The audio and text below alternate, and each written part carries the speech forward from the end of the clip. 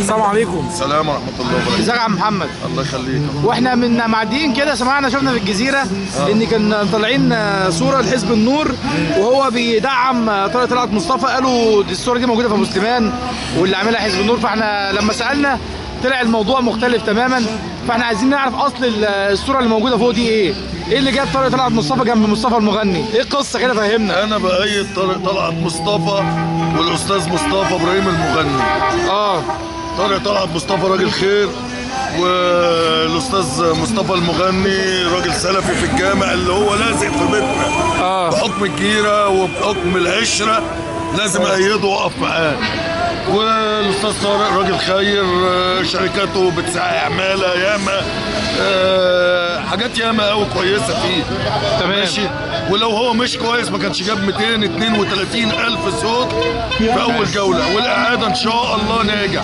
والصورة دي أنا عايزهم، أنا مواطن حاططهم. اللي عمل الشغل ده الجماعة الإخوان جايبين الصورة من تحت بس ما جابوش اسم الصعيدي عشان يدبسوها في السلف. ماشي. دي أنا أعملها بنفسي وبحريتي ومحدش ليه حاجة عندي. يعني أنا لو كنت حطيت الإخوان كانوا هيزعلوا؟ كان طارق طلعت مصطفى هيزعل او الاستاذ مصطفى المغني هيزعل؟ ايوه.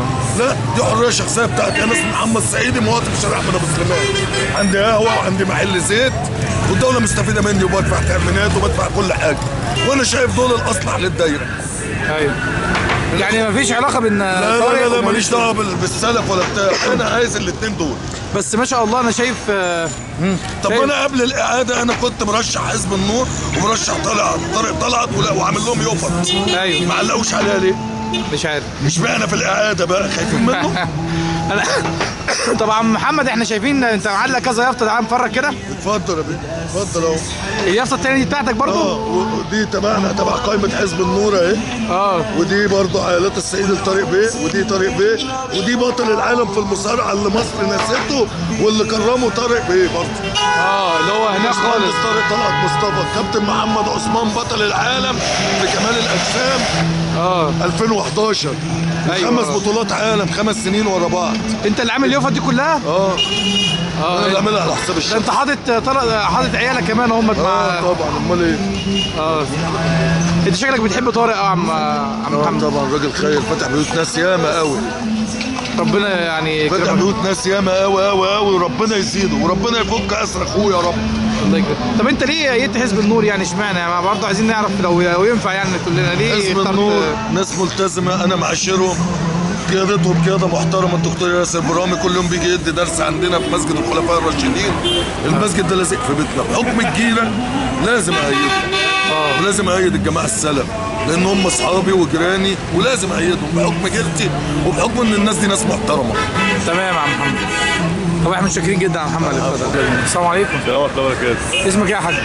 اسمي سمير جد الله. ازيك يا عم سمير؟ الله يسلمك. ايه رايك في الانتخابات السنه دي؟ والله انتخابات نزيهه وحلوه وزي الفل. ما فيش تزوير، ما فيش اي حاجه؟ لا مفيش اي حاجه خالص. انت من المنطقه هنا يا عم سيد؟ من هنا من المنطقه. طب احنا لفت نظرنا هنا يافطه لطارق طلعت مصطفى مع مصطفى المغني مرشح حزب النور. ايوه تمام. ايه قصه اليافطه دي يا عم الحاج؟ والله احنا اهل المنطقه هنا احنا بنحبه اساسا طارق مصطفى من زمان لانه راجل خير وكويس وبيعمل حاجات حلوه للمنطقه كتير، واحنا عارفين انه بيعمل حاجات كويسه كتير.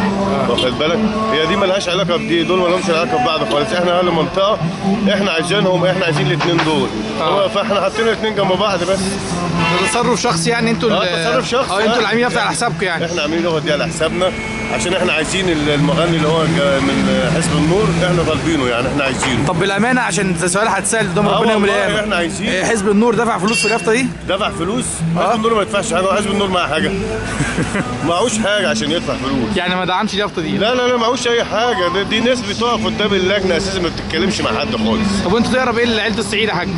عيله تقرب ايه لعيله السعيد؟ انا اعتبر ابن خالهم، جارهم، متربيين مع بعض طول عمرنا هنا يعني. الله يكرمك يا عم سيد. اخوهم الكبير كده يعني. ربنا يجازيك خير يا عم سيد، متشكرين جدا.